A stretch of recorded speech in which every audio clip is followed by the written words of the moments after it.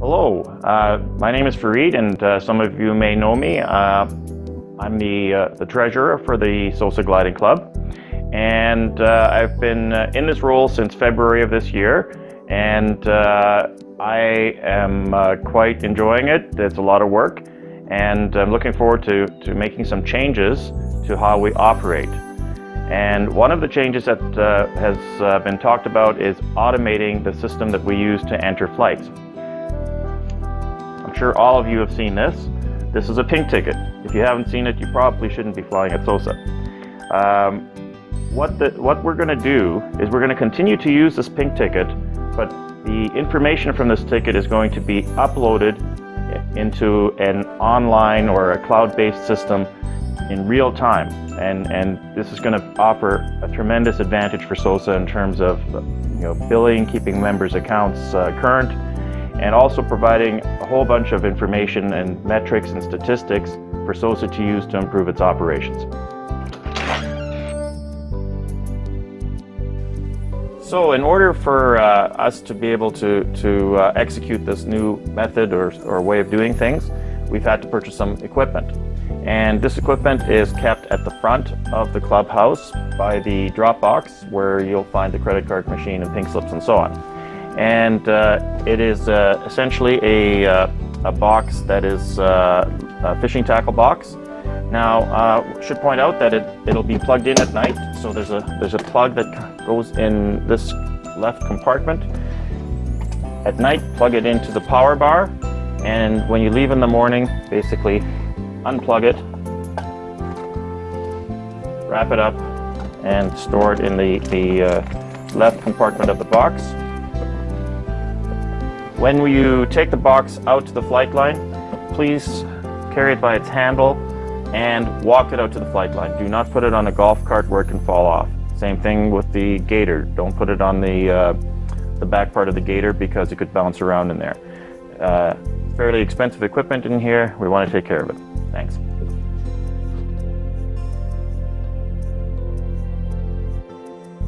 Okay, so we've brought the box out to the flight line, and we're going to empty its contents in a minute. A couple things to mention. Place the box on the picnic table, but do not place the box on the ground. Now, if you're on the bus, then I suggest that you place a box next to the gray box where we're recording the tickets. So let's open it up and take a look at the contents. So the next step is to remove the contents of the box. But before we do that, we're going to turn on the internet. So the internet hub is in the right box.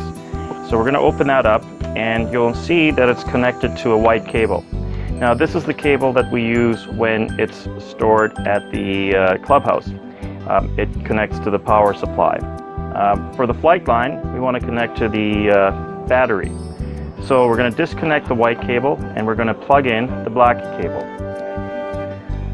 And helps if I put it in the right direction. Okay, so we've plugged in the black cable, and now I'm going to turn it on. There's switches on the side, on, off, move to on. Now it's going to take a couple minutes to boot. It's searching for a signal, and once we have a signal, we have it now. We've got the 3G network, and so we have internet. So put the hub back in the box, close the lid. Next step is to open up the box itself, remove the tablet. So there's two tablets in here. One is always charging, and one is available for use at the flight line. So I've already got this one ready for doing the demonstration. So we'll remove it from the box, and it's the one that we're going to use to enter the data. Now the other one will be connected to a cable inside the box. And again, because we're at the flight line, you're going to connect to a black cable, because you want to keep the units charging so that we always have one and we're never out.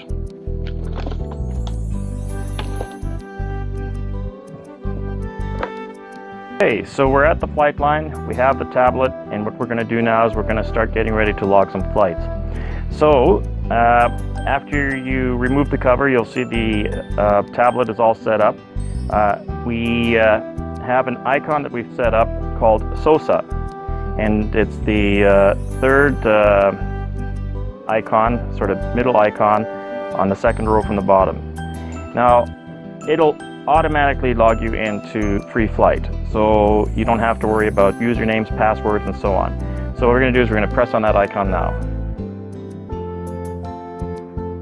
Now, because it's a mobile connection, it does take a while for it to respond, but you know, you do need to be patient, especially with the opening screen. So now the opening screen, you'll see this at the beginning of every day, is it's called a flying sheet, and you know, for now, we're going to enter minimal information. The only thing that it's going to ask you for that's mandatory is the weather and the wind direction. This is just the way it's been set up by the developer in the UK. So I'm going to say the weather is wonderful. And I'm spelling it wrong, but I don't care. And the wind direction is east. Oh, that sucks. Oh well. So now it's going to bring us to the flight screen. Okay, so we're past the opening screen where we entered in the weather and the wind direction, and we're now at the main screen where you enter the flight information. So if you take a look, you'll see that at the top right there is a folder called Club Flights. That's the one we're always going to use. Just to the left of it is a plus sign. So on your iPads, press on that plus sign and you'll see several submenus.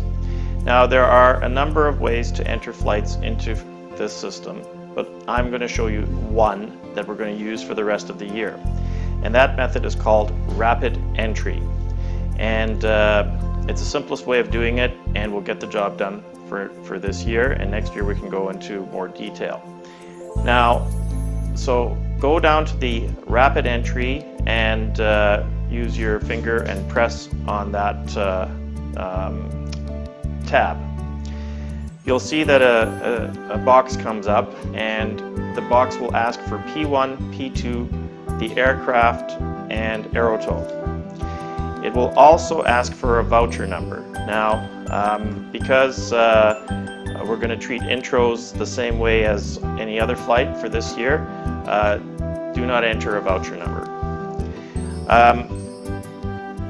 Okay, so P1 is going to be myself. I'm going to enter 742. And the aircraft, I like to fly the LS4s, so the aircraft I'm going to pick is AOH. And click on aerotow. Now if you don't click on that, it'll default to a winch launch, which we don't want, so always click on aerotow. So then you create the flight. Now this message will come up every time you use the rapid entry module. Just ignore it. It says, entry complete. If you can't see the flight in the list, please refresh the page. Just press OK on that, and you see that the flight comes up on the screen. It's been assigned a flight number, and all we need to do now is launch it. So you can see that the aircraft is gives a full ident, and you'll see a little clock, and the clock is used to both launch and land the aircraft. So let's launch it. Okay, so uptime is 15:35. So we don't want to land it right away. We'll wait a minute or so, and in the meantime I will just explain one other feature that is nice to know. This system has alerts built in, so once we get it fully up and running next year, we'll put all of the medical information and license information into the system, so that if somebody is trying to fly without their medical, they'll be flagged. So that's a nice feature, and something that we'll be implementing next year. The other things just on this menu here is that there's ways to enter intros, which they call trilessals in the UK, and there's various features, but for now all we're worried about is using the rapid entry module to log our flights for this year to get people used to using the system. Okay, about a minute's gone by, so let's land the flight. And you can see that because the flight is under 4 minutes, it'll ask you if it was a launch failure. Always choose no and answer no to this question. Okay, so now you can see that the flight disappears from the active screen. Go and look in the completed tab. You can see that there's been a number of flights that I've already done today, and the latest one just landed. So up time is 15:35, down time is 15:36, very short flight, and I was charged a tow fee and rental. Now let's say that I realized that I got the wrong time. The up time was actually 15:26, not 15:35. So we can actually edit this flight and make changes to it. So let's change the launch time to 15:26. And the default tow height is 2,000 feet. So if there's any tows that deviate from this, you'll actually have to go in after and edit and make the change as well. And let's just say I went to 3,000 feet. So we'll make that change and save the flight, and it'll automatically recalculate the totals to be charged to the member. And that's it. So that's the basics of entering a flight and editing it if you've made a mistake. One thing I forgot to talk about is how we handle winch flights. And again, going back to the rapid entry module, you enter your aircraft, and this time I'm going to choose PNN, and it'll be myself 742 again. And I mentioned before that you always click on AirTow. Obviously not the case if you are doing a winch flight. So you just create the flight without a tick mark in that box, and then we go back to this screen and your flight shows up in the active tab.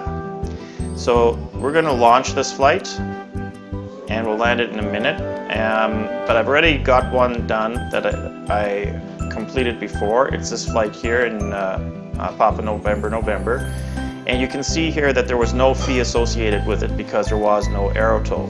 Now we haven't actually updated the system to put in the cost of a winch flight, which is $750, but once we do, it'll show $750 in this box. So that's basically how you handle a winch flight. So it's the end of the day. The aircraft are all landed. So what we're going to do now is we're going to take everything, put it back into the flight line box, and turn it off and move it back to the clubhouse. So the first thing is to, basically we're just doing the opposite of what we did this morning. So the first thing is we're going to open this compartment on the right here, and we're going to turn off the internet hub and unplug the black cable. Black is for battery. That's an easy way to remember it. Black starts with B, battery starts with B. So unplug the black, and because it's going back to the clubhouse, put the white cable back in. Okay, the white cable connects to the wall charger. Now we're going to do the same thing with the tablets. We're going to remove the contents of the box. We're going to plug the white cable into the iPad again, because it's going to be charged at the clubhouse at the wall charger. Black equals battery, white is for the wall charger. So put the tray back in place, lock it up. Now you have to fiddle with it a bit here at the end to get it to lock properly. Make sure it's properly locked before you take it back to the clubhouse. And that's it, we're done for the day. Okay, final step is to put the box back in its original location and plug it in. Very simple. So again, it goes in front of the drop box near the entrance of the clubhouse. You open the left compartment, there's the plug, and put it into the power bar, and you're done.